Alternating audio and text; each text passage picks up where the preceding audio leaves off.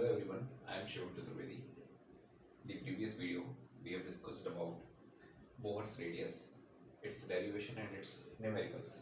And in today's video we are going to discuss about Bohr's velocity calculation. ये video ज़्यादा लंबा नहीं होने वाला है। क्यों? क्योंकि इसमें कॉन्सेप्ट्स नहीं है, इसमें सिर्फ डेरिवेशन और न्यूमेरिकल्स हैं। वो रेडियस वाले में चूँकि कॉन्सेप्ट से, इसलिए वो वीडियो लंबा था। इसके पहले वाले जो वीडियोस थे वो लंबे लंबे आ रहे थे। ये लंबा नहीं होगा इसमें, क्योंकि एक डेरिवेशन है और फिर उसके कुछ न्यूमेरिकल्स लगा के दिखाऊंगा मैं बोहर्स वेलोसिटी वाले। देखो, शुरू करते हैं हम लोग। सबसे पहले क्या था कि हमें पता था कि एंगुलर मोमेंटम जो होता है, हमने आपको कल बताया था कि एंगुलर मोमेंटम जिस इलेक्ट्रॉन का NH यानी कि h/2 के इंटीग्रल मल्टीपल में होगा, वही इलेक्ट्रॉन घूमेगा। कहाँ घूमेगा? न्यूक्लियस के चारों ओर। मतलब जिसका जो एंगुलर मोमेंटम है वो h/2 इंटीग्रल मल्टीपल में होगा, वो उतनी दूरी पर ही घूम सकेगा, यानी कि अपनी एनर्जी शेल्स चेंज कर सकेगा। कैसे चेंज कर सकेगा कि h/2 का 1, फिर यदि 2 हो गया तो और ऊपर से चल सकता है, और ऊपर से चल सकता है, ऐसा। एंगुलर मोमेंटम का क्या आया था हमारा फाइनल जो डेरिवेशन था। अब ये मैं यहाँ पर फिर से डेराइव नहीं कर रहा हूँ क्रॉस प्रोडक्ट साइन थीटा वाला, क्योंकि मैं इसके पहले वाली वीडियो में कर चुका हूँ। mvr NH/2 ये mvr था हमारा क्या, एंगुलर मोमेंटम। इसको मैं इक्वेशन नंबर 1 ले लेता हूँ। और कल जो हमारा हमने रेडियस का फॉर्मूला निकाला था, रेडियस का फॉर्मूला क्या आया था हमारा? रेडियस आई थी हमारी n² h² E0 upon 5m ZE। यही आया था ना, ZE² आया था। फिर हमने क्या किया था कि h² E0 पाई m और E² को साइड में लेकर h² E0 पाई m ZE² को लेकर यहाँ पर n² बटे z लिख दिया था हमने। फिर उसको हमने वो किया था और 0.529 इंटू n²/z एंगस्ट्रॉम में वैल्यू आ गई थी। तो ये हमारा r इक्वल्स टू, ये हो गया r equals to h² E0 upon 5m ZE² n²/z। ये इक्वेशन नंबर 2 हो गई। अब इक्वेशन नंबर 1 और इक्वेशन नंबर 2 को मैं यहाँ लिख देता हूँ। पहला क्या है हमारा, mvr बराबर NH/2 इक्वेशन नंबर 1, और r equals to h² E0 upon 5m ZE² into n²। ठीक है, अब इसको करते हैं रब।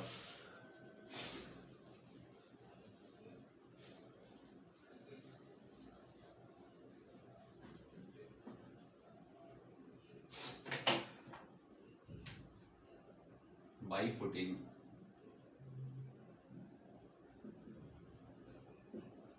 value of radius यानी कि r in equation number 1 from equation number 2, ये r की वैल्यू इक्वेशन नंबर 2 की हम यहाँ पर रखेंगे। तो देखिए m इंटू v, अब r की वैल्यू पूरी यहाँ पर लेकर आए, n² h² E0 upon 5m ZE² into, ये हो गया हमारा r। इसके बराबर में क्या लिखा है, NH/2। देखो, एक n से एक n कटा, एक h से एक h गया, पाई से पाई गया, तो हमारा फाइनल क्या बचा? यहाँ पर यदि हम केवल v को रखें, क्योंकि हमें वेलोसिटी का निकालना है ना फॉर्मूला, तो v को यहाँ रखें और इन सबको उस तरफ ले जाएं, तो यहाँ कितना बचा हुआ है, 1/2 बचा हुआ है, क्योंकि पाई गया, h गया, और n गया। अब ये ऊपर गया तो पाई तो चला गया यार, m जेड ई square upon N H E naught. अब इसमें से हम कांस्टेंट को यदि साइड में कर दें तो क्या आएगा हमारा, N E square Z upon 2h E naught बटे एन। ये हमारा कितना मीटर पर सेकेंड में आएगा। ये कांस्टेंट, ये कांस्टेंट, ये सारे कांस्टेंट, तो यहाँ पर फाइनल जो एक्सप्रेशन बनता है वो 2.18 इंटू 10⁶ जेड बटे एन मीटर पर सेकेंड। ये है हमारा वेलोसिटी का फाइनल एक्सप्रेशन, क्योंकि वेलोसिटी मीटर पर सेकेंड में आती है। ये आ गया हमारा फाइनल एक्सप्रेशन वेलोसिटी का। हमने कहाँ से निकाला, आर की वैल्यू रख दी, जो आर की वैल्यू हमने रेडियस से निकाली थी वो रख दी एंगुलर मोमेंटम वाले फॉर्मूले में। अब इसके कुछ न्यूमेरिकल्स देख लेते हैं।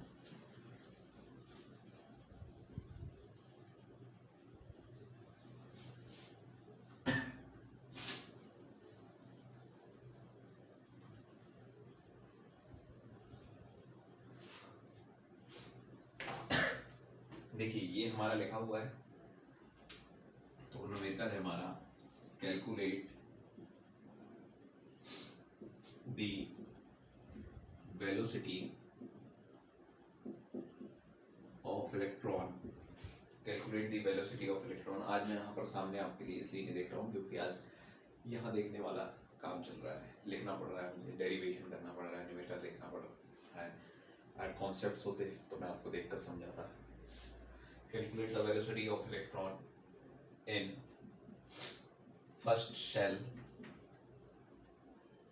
of hydrogen atom, second shell of lithium plus 2 ion, और third shell of beryllium plus 3 ion। ये आप तीन न्यूमेरिकल एक ही साथ सॉल्व हो जाएंगे, देखिए कैसे होते हैं। देखिए हमारा फाइनल एक्सप्रेशन क्या बना, 2.18, ये वेलोसिटी इक्वल्स टू है 2.18 × 10⁶ z बटे n मीटर प्रति सेकेंड। ठीक है, तो यहाँ पर हमें सबकी वैल्यू रखते जाना है। देखिए यहाँ पर ही लिख लेता हूँ मैं, n n n और z, ये मतलब ये हो गई n की वैल्यू। फर्स्ट शेल यानी कि n equals to 1, second shell n equals to 2, third shell n equals to 3, और इनके z की वैल्यू क्या है, हाइड्रोजन का z यानी कि कितने प्रोटॉन रहते हैं 1, लिथियम प्लस 2 आयन में इलेक्ट्रॉन 2 गए हैं पर प्रोटॉन तो सेम है यानी कि 3, और बेरिलियम प्लस 3 आयन में कितने प्रोटॉन रहते हैं 4। क्यों, क्योंकि उसने 3 इलेक्ट्रॉन अपने बाहर भेजे हैं, प्रोटॉन नहीं भेजे हैं। तो देखिए निकालते हैं, पहले का तो यही निकल जाएगा हमारा 2.18 इंटू 10⁶ जेड की जगह जेड की value 1, Z equals to 1, N equals to 1 metre पर सेकेंड, यानी कि हाइड्रोजन एटम के फर्स्ट शेल में घूमने वाले इलेक्ट्रॉन की वेलोसिटी कितनी है 2.18 इंटू 10⁶ मीटर पर सेकेंड।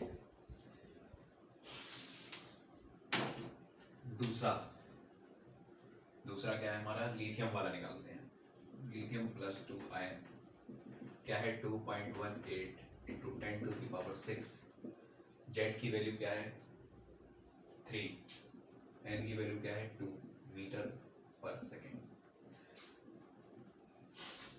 1.09 इंटू 3 इंटू 10⁶, यहाँ पर 3 नाम 27, तो 3.27 इंटू 10⁶ मीटर पर सेकेंड। ये आ गया हमारा लिथियम के लिए। अब बेरिलियम के लिए भी यहाँ से निकाल लेते हैं।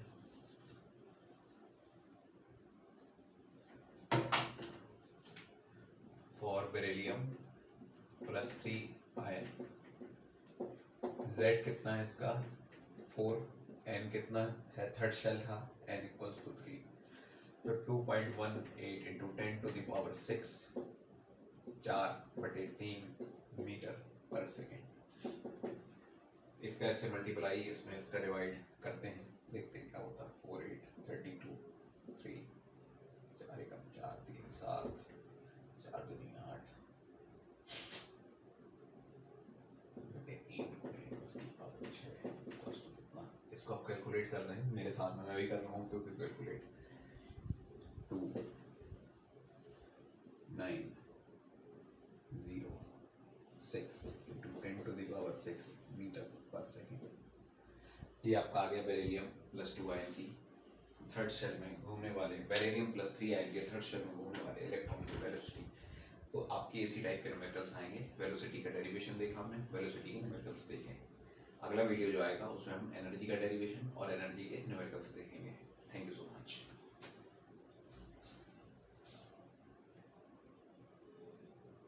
हम पढ़ेंगे एनर्जी का कैलकुलेशन, उसका डेरिवेशन और उससे संबंधित न्यूमेरिकल्स। इसके पहले वाले वीडियोस में हमने बोहर का एटॉमिक मॉडल शुरू कर दिया था। उसके लिए जो भी प्री रिक्वायरमेंट्स थे वो भी हम देख चुके थे, और हमने इसके पहले वेलोसिटी और रेडियस इन दोनों का डेरिवेशन और उससे संबंधित न्यूमेरिकल्स देख लिए थे। आज हम एनर्जी का डेरिवेशन भी करेंगे और एनर्जी का कैलकुलेशन भी करेंगे। तो सबसे पहले हम करेंगे आज एनर्जी का डेरिवेशन। तो एनर्जी देखिए, एनर्जी ऑफ इलेक्ट्रॉन, इसको हमें करना है कैलकुलेट। तो देखिए जो हमारी टोटल एनर्जी होती है, टोटल एनर्जी वो इक्वल किसके होती है, काइनेटिक एनर्जी। जो पोजीशन जो हम चल रहे हैं यानी कि जो हम मोशन कर रहे हैं, मोशन में जो हम एनर्जी है हमारे पास उसको हम कहते हैं गतिज ऊर्जा यानी कि काइनेटिक एनर्जी। वो उसको जोड़कर यानी कि kinetic energy plus potential energy. Potential energy क्या है कि जहाँ पर हम खड़े हैं, जो पोजीशन हमने अक्वायर की है यानी कि जो पोजीशन हम जैसे ऐसे खड़े हुए हैं, तो ये पोजीशन में खड़े रहने के लिए जो एनर्जी हमें चाहिए वो एनर्जी है पोटेंशियल एनर्जी। देखिए एटम ये है एक, ये है उसकी न्यूक्लियस, न्यूक्लियस के पास है पॉजिटिव चार्ज, ये इलेक्ट्रॉन है जो घूम रहा है इसके राउंड में, ठीक है ऐसा। अब इलेक्ट्रॉन जो घूम रहा है, कोई भी चीज सर्कुलर मोशन क्यों कर रही है, देखो पहली बात तो ये इलेक्ट्रॉन नेगेटिव है, ये न्यूक्लियस के पास पॉजिटिव चार्ज है, तो इसको अपनी तरफ खींचने की कोशिश करेगी। नेचुरल चीज है कि खींचने की कोशिश करेगी। तो एक फोर्स न्यूक्लियस लगा रहा है अपनी तरफ, लेकिन फिर भी वो यदि सर्कुलर मोशन परफॉर्म कर रही है, यानी कि सेंटीपीटल फोर्स, जो कि एक रस्सी है, रस्सी से हम एक पत्थर को रस्सी बांधकर अपनी उंगली में यदि पत्थर को घुमा रहे हैं तो पत्थर ऐसा राउंड राउंड मूव कर रहा है। जैसे ही हम रस्सी को बाहर निकाल देंगे उंगली से तो वो पत्थर टेंजेंशियली यानी कि ऐसा, जैसे ये हमारी उंगली में ये रस्सी बंधी हुई और ऐसा ऐसा ये परफॉर्म कर रहा है।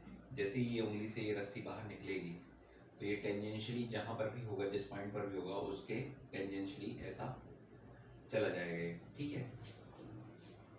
तो ये हो गया हमारा कौन सा, जो बाहर से जो फोर्स लग रहा है। अब जहाँ जाएगा वहां से भी तो कोई ना कोई फोर्स लगा रहा होगा ना, तभी तो जा रहा है वहां पर, नहीं तो नहीं जाता, वहीं पर रुक जाता या नीचे गिर जाता। लेकिन वो दूर जा रहा है, तो दूर इसलिए जा रहा है क्योंकि उस पर भी उस समय पर कोई और फोर्स लग रहा है, जिस फोर्स को हम कहेंगे सेंट्रीफ्यूगल फोर्स। Centrifugal force. अब जो सेंट्रीफ्यूगल फोर्स है, और जब सेंट्रीफ्यूगल फोर्स यानी कि जो हम सर्कुलर मोशन हो रहा है, एक जो उंगली लगा रही है फोर्स, उसको हम कहेंगे सेंट्रीपीटल फोर्स अपनी तरफ, यानी कि गोले की अंदर, गोले के सेंटर की तरफ। और एक गोले से बाहर की तरफ से कोई लगा रहा है कोई और ऑब्जेक्ट, वो हमें नहीं पता चल रहा है कि कौन सा ऑब्जेक्ट है, उसको हम कहेंगे सूडो फोर्स या सेंट्रीफ्यूगल फोर्स, जिसकी वैल्यू होती है हमारी mv²/r।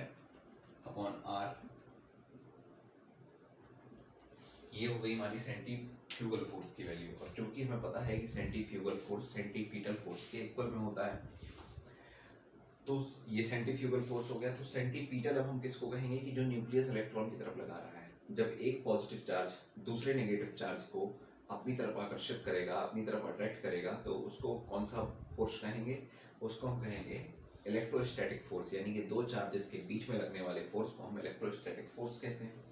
तो इलेक्ट्रोस्टैटिक फोर्स की जो फॉर्मूला होता है वो शायद अभी तक आप पढ़ चुके होंगे, क्लास 11 चैप्टर नंबर शायद सेकेंड है वो, ठीक है। यदि नहीं भी पढ़ा हो तो उसका फोर्स ऑफ अट्रैक्शन जो होता है हमारा दो चार्जेस के बीच का, वो होता है, एक ये हो गया के क्या है, कांस्टेंट। कांस्टेंट हमने क्यों रखा, क्योंकि प्रोपोर्शनलिटी का साइन हटाना था। तो ये प्रोपोर्शनल किसके होता है, प्रोडक्ट ऑफ देयर चार्जेस, यानी कि मतलब ये जो चार्ज है, चार्ज की जो वैल्यू है, यानी कि एक चार्ज वो इलेक्ट्रॉन, एक चार्ज न्यूक्लियस के पास में, इन दोनों का जो मैग्नीट्यूड है उसका मल्टीप्लिकेशन के डायरेक्टली प्रोपोर्शनल, और अपॉन में क्या है आर स्क्वायर, यानी कि इनके बीच की दो चार्जेस के बीच की डिस्टेंस है उसके इनवर्सली प्रोपोर्शनल होता है, ठीक है। दो प्रोडक्ट ऑफ चार्जेस के directly proportional, distance between them के इनवर्सली प्रोपोर्शनल। तो चूंकि अब ये हो गया हमारा सेंटीपीटल फोर्स, और ये हमने सेंट्रीफ्यूगल फोर्स की वैल्यू आपको पहले बता दी थी। अब सर्कुलर मोशन कर रहा है इलेक्ट्रॉन, तो दोनों की पोजीशन क्या है, बराबर है, यानी कि दोनों की मैग्नीट्यूड बराबर है। तो हम अब इन दोनों को इक्वल कर देंगे, ये इक्वल हो गए। अब निकाल लेंगे हम यहाँ से mv² की वैल्यू। कैसे mv² की वैल्यू निकाल लेंगे, एक r यहाँ से कैंसिल हो जाएगा। तो अब ये हमारा क्या हो गया है, mv² की जगह हम लिख सकते हैं mv² बराबर k q1 q2 upon r। q1 और q2 क्या है, देखिए न्यूक्लियस के पास कितने प्रोटॉन हैं हमको नहीं मालूम, लेकिन जितने नंबर ऑफ प्रोटॉन होंगे, चूंकि इलेक्ट्रॉन और प्रोटॉन का चार्ज सेम होता है, जब चार्ज सेम होता है और मैग्नीट्यूड जब हम उनको लिखते हैं तो ये इलेक्ट्रॉन में माइनस नहीं लगाते हैं, ठीक है। ये सिर्फ आपका उसका अपोजिट नेचर दर्शाता है, न्यूमेरिकली कैलकुलेशन में नहीं इसका इस्तेमाल होता है। तो हम क्या करेंगे, यहाँ पर जितने भी प्रोटॉन होंगे, प्रोटॉन यानी कि नंबर ऑफ यानी कि एटॉमिक मास यानी कि नंबर ऑफ प्रोटॉन, तो एटॉमिक मास को हम जेड से डिनोट करते थे। तो जेड यानी कि नंबर ऑफ प्रोटॉन, उन प्रोटॉन के पास जितना चार्ज होगा उसको मल्टीप्लाई कर देंगे, तभी तो न्यूक्लियस के अंदर कितना चार्ज है पता चल पाएगा। कैसे कि एक प्रोटॉन के पास जितना चार्ज, उसको मल्टीप्लाई कर दिया कि जितने प्रोटॉन है, तो टोटल न्यूक्लियस के अंदर ही होते हैं प्रोटॉन, बाहर तो होते नहीं। तो न्यूक्लियस के अंदर जितना चार्ज है उसको हम कह देंगे जेड, और इलेक्ट्रॉन का चार्ज बराबर प्रोटॉन का चार्ज, तो ई, जेड ई, ये है हमारा न्यूक्लियस का चार्ज, और इलेक्ट्रॉन का चार्ज ई ही है, तो मल्टीप्लाई बाई ई, के जेड ई अपॉन आर। अब इसको हम कह सकते हैं के जेड ई स्क्वायर अपॉन आर। ये हो गई हमारी mv² की वैल्यू।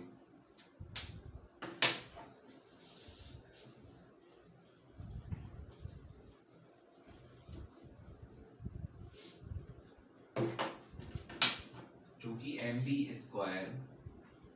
1/2 mv² बराबर काइनेटिक एनर्जी होती है, ये हम पढ़कर आए हैं क्लास 9 की फिजिक्स में। नहीं पढ़कर आए हैं तो इसका डेरिवेशन आप वहां जाके देख सकते हैं। फाइनली आपको इतना तो याद ही होगा कि हाफ mv² हमने प्रूव किया था क्लास 9 में काइनेटिक एनर्जी का। अब यहाँ पर मैं उसका डेरिवेशन नहीं कराऊंगा। तो ये देखिए हाफ mv² हुआ mv²/2 बराबर, अब हम यहाँ पर ये जो mv² की वैल्यू आई है उसको रख देते हैं के जेड ई स्क्वायर अपॉन 2 आर। ये हो गई हमारी mv² की वैल्यू, और अपॉन 2 यहाँ से हमने लेकर आ गए। तो ये हमारी जो फाइनल वैल्यू बनी है वो बनी के जेड ई स्क्वायर अपॉन 2 आर। ये क्या है, ये हमारा है काइनेटिक एनर्जी। इक्वेशन नंबर 1 हमारी काइनेटिक एनर्जी आ गई, यानी कि के जेड ई स्क्वायर अपॉन 2 आर। अब हम निकालेंगे पोटेंशियल एनर्जी।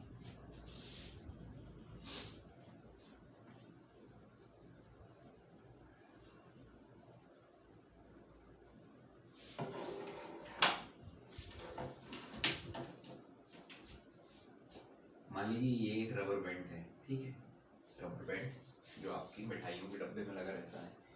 रबर बैंड को यदि हमने खींचा, ऐसा इसको खींचा, तो ये कैसा हो गया, ऐसा हो गया।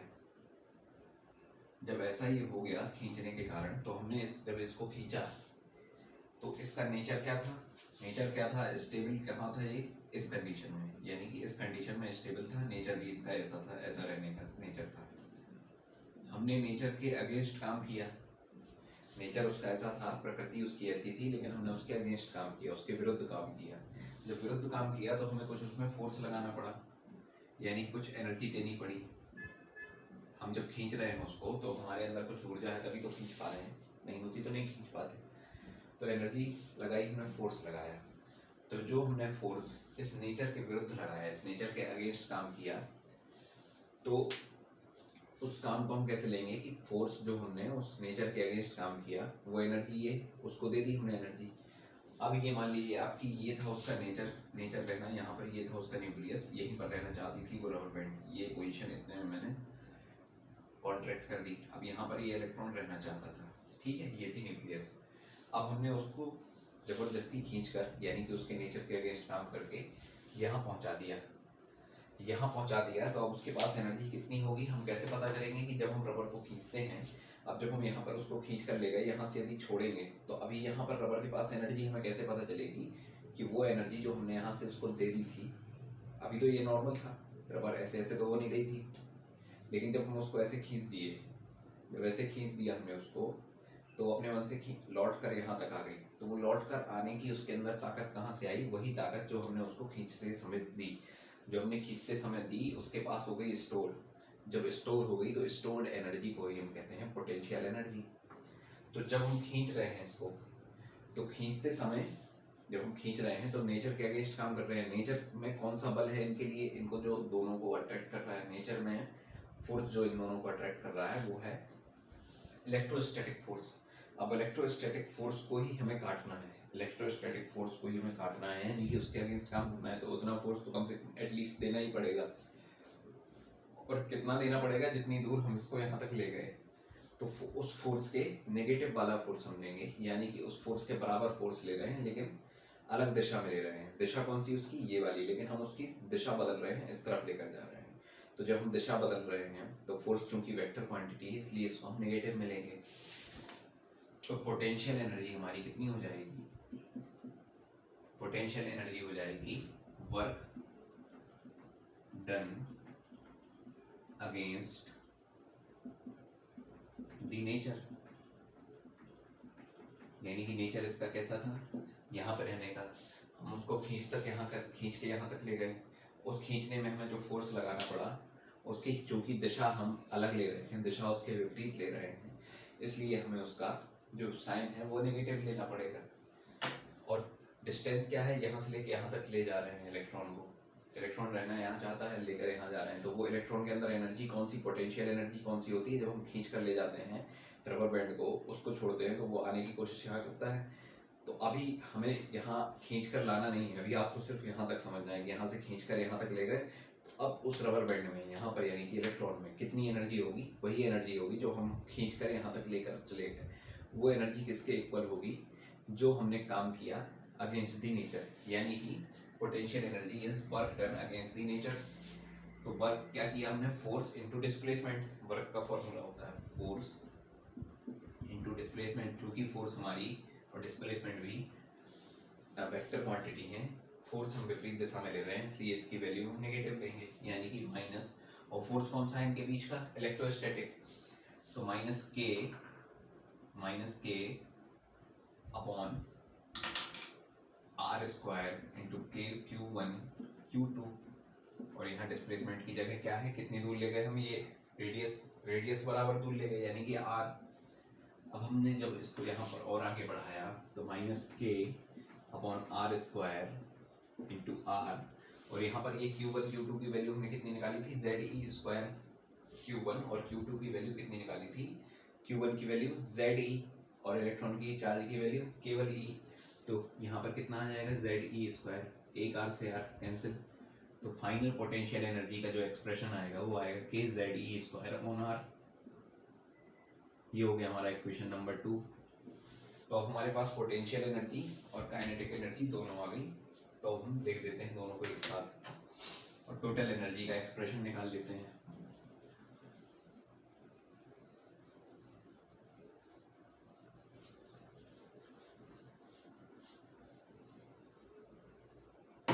काइनेटिक एनर्जी हमारे पास कितनी आई, टोटल एनर्जी तो मैं टी से रिप्रेजेंट कर रहा हूँ। काइनेटिक एनर्जी हमारे पास कितनी आई, K ZE square upon 2R। From equation number 1 plus potential energy कितनी आई माइनस के जेड ई स्क्वायर अपॉन आर। अब के जेड ई स्क्वायर अपॉन आर को लिया हमने कॉमन, यहाँ पर किया 1/2 -1।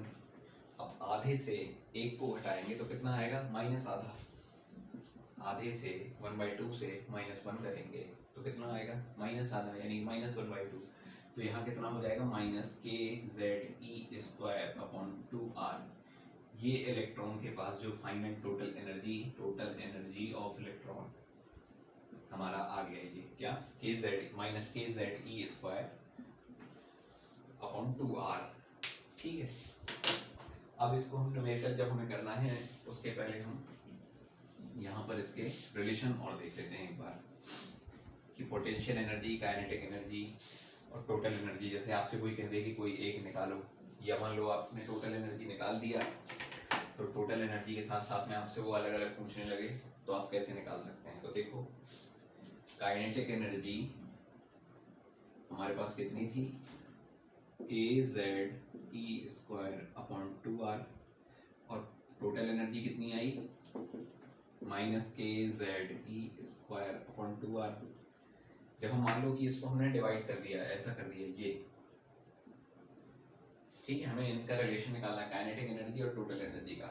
तो देखो क्या होगा के जेड ई स्क्वायर से के जेड ई स्क्वायर जाएगा कैंसिल, 2r से 2r कैंसिल। अब यहाँ क्या बचा फाइनल एक्सप्रेशन 1/1 अपॉन -1/1।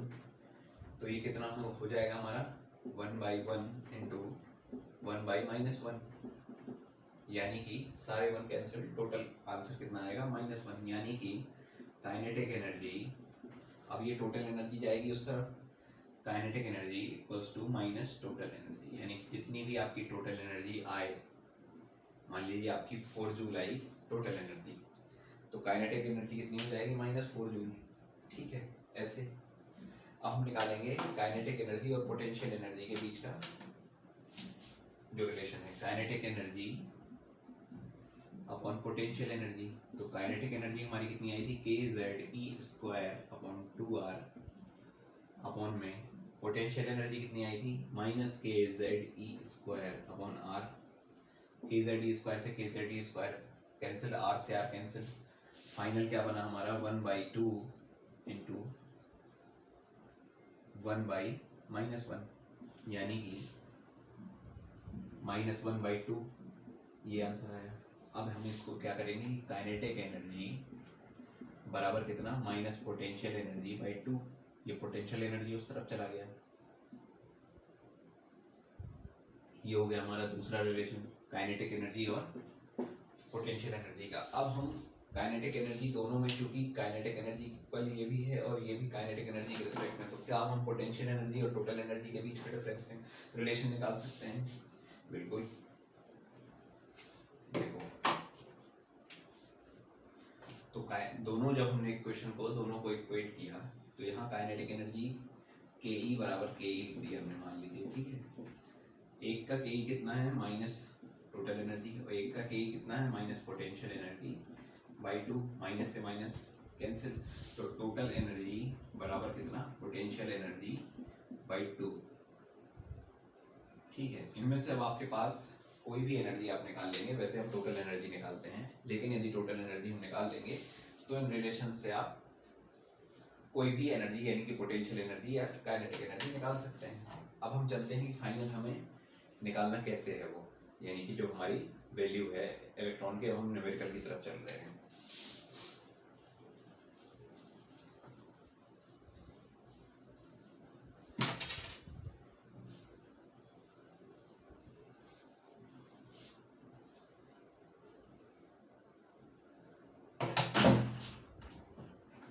सॉरी,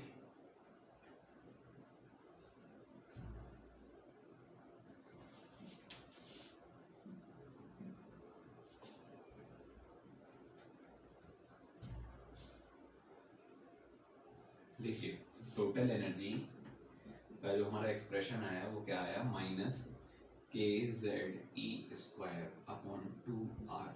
ठीक है, अब चूंकि हमें आर की वैल्यू पता है, कहाँ से पता है, यहाँ से पता है कि रेडियस जब हमने इलेक्ट्रॉन की निकाली थी तो कितनी आई थी 0.529 into N square by Z angstrom.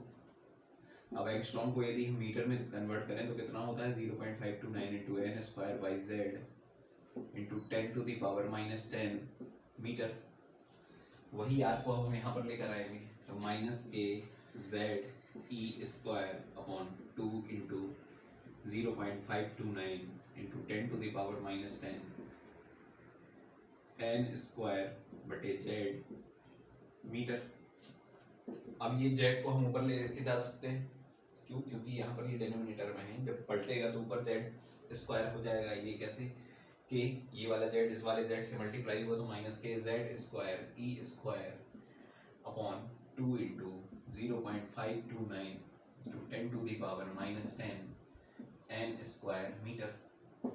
जब हम फाइनल इसका टोटल एक्सप्रेशन निकालेंगे तो देखिए ये कांस्टेंट, ये कांस्टेंट, ये पूरा टर्म कांस्टेंट केवल एन स्क्वायर को छोड़कर, तो फाइनल जब हमारा एक्सप्रेशन निकलेगा तो कितना निकलेगा -21.8 इंटू 10⁻⁻19 -21.8 इंटू 10⁻⁻19। ऊपर हमारा जेड स्क्वायर था जिसकी वैल्यू हमें नहीं पता, नीचे हमारा एन स्क्वायर था जिसकी वैल्यू हमें नहीं पता, और ये फाइनल आंसर हमारा जूल में आएगा। ठीक है, जूल। अब चूंकि हमें पता है कि 1 जूल बराबर कितना होता है, 1 जूल बराबर कितना होता है 1.6 इंटू 10⁻⁻19 इलेक्ट्रॉन वोल्ट। तो अब हम आपको इसको और सरल बनाकर दिखाते हैं कि जब हम इसमें मान लीजिए कि इसका डिवाइड कर दिया 1.6 इंटू 10⁻⁻19 का, अब हम इसमें जूल की जगह इलेक्ट्रॉन वोल्ट हो जाएगा। तो देखिए ये पूरा टर्म कैंसिल, और जब 1.6 का डिवाइड हम करेंगे किसमें 21.8 में तो कितना आ जाएगा, माइनस तो है नहीं वहाँ पर, माइनस की जगह माइनस आएगा, और 21.8 से जब हमने 1/6 को 1.6 को डिवाइड किया तो कितना आया -13.6 इंटू ये पूरा टर्म जेड स्क्वायर बटे एन स्क्वायर इलेक्ट्रॉन वोल्ट पर एटम।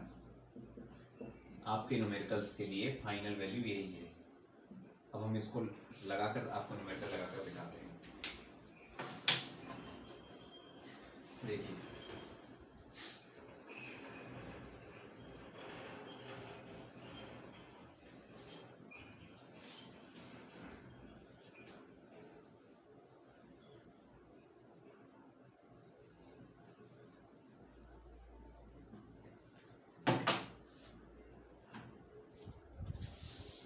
तो हमारी फाइनल वैल्यू कितनी आ गई, टोटल एनर्जी की -13.6 into Z square upon N square electron volt पर एटम। ठीक है, अब देखते हैं क्वेश्चन क्या कहता है। कैलकुलेट न्यूमेरिकल है the energy of electron in first, second, third shell of hydrogen atom. ठीक है, अब हम आपको पहले ही बता चुके हैं, क्या बता चुके हैं कि जहां से इलेक्ट्रॉन घूमता है उस जगह को शेल कहते हैं। इलेक्ट्रॉन इंडिपेंडेंट है, शेल इलेक्ट्रॉन पर डिपेंडेंट है। आपको यदि अभी भी कंफ्यूजन हो तो फिर से क्लियर कर लीजिए कि जहां शेल है वहां से जरूरी नहीं कि इलेक्ट्रॉन घूमे, यानी कि पहले शेल आया कि पहले इलेक्ट्रॉन, तो पहले इलेक्ट्रॉन आया, इलेक्ट्रॉन वहां से घूमा, और जहां से इलेक्ट्रॉन घूमा उस रास्ते को हम शेल कहते हैं। अभी क्योंकि कंफ्यूजन कई लोगों को होता है कि जहां से शेल बने होते हैं इलेक्ट्रॉन बाधित है, इलेक्ट्रॉन बाउंडेड है, वहीं से घूमने के लिए नहीं, जहां से इलेक्ट्रॉन घूमेगा वहीं उसी जगह को हम शेल कहेंगे। तो आपके दिमाग में ऐसा होगा कि हाइड्रोजन के पास एक ही शेल रहता है, लेकिन मान लो हमने हाइड्रोजन को और एनर्जी दे दी और उसको पैसे दे दिए तो और ऊपर से तो घूम सकता है ना, जहां से घूमेगा उस शेल बढ़ा लेगा अपना, और ऊपर से घूमेगा और शेल बढ़ा लेगा। तो जरूरी नहीं कि एक शेल है उसके पास 7 सेल रहते हैं लगभग, अभी तक जो डिफाइंड है 7 सेल्स रहते हैं। तो निकालते हैं हम, चलिए इसकी सॉल्व। देखिए Z की वैल्यू तो सेम रहेगी 1, क्यों, क्योंकि हाइड्रोजन के पास एक प्रोटॉन है, Z की वैल्यू सेम रहेगी। अपॉन में एन स्क्वायर की जगह बदलता जाएगा, तो फर्स्ट सेकंड और थर्ड सेल में हमको रेस्पेक्टिवली एन की वैल्यू क्या लेना है, 1 2 एंड 3 निकालते हैं। केस 1 फॉर फर्स्ट सेल कितना -13.6 TE total energy -13.6 into Z की वैल्यू 1 है तो 1 का स्क्वायर अपॉन 1 का स्क्वायर यानी कि कितना -13.6 इलेक्ट्रॉन वोल्ट पर एटम। फर्स्ट शेल में इलेक्ट्रॉन के पास इतनी एनर्जी रहेगी, दूसरे शेल में देखते हैं आप टोटल एनर्जी -13.6 1 अपॉन 2 का स्क्वायर कितना 4, तो इससे इसका डिवाइड किया तो कितना आएगा हमारा -3.4 इलेक्ट्रॉन वोल्ट पर एटम। तीसरे शेल में जब हम देखेंगे तो टोटल एनर्जी कितनी आएगी -13.6 जेड की जगह 1 और थर्ड शेल है तो एन की जगह 3 यानी कि 1/9 3 का स्क्वायर 9।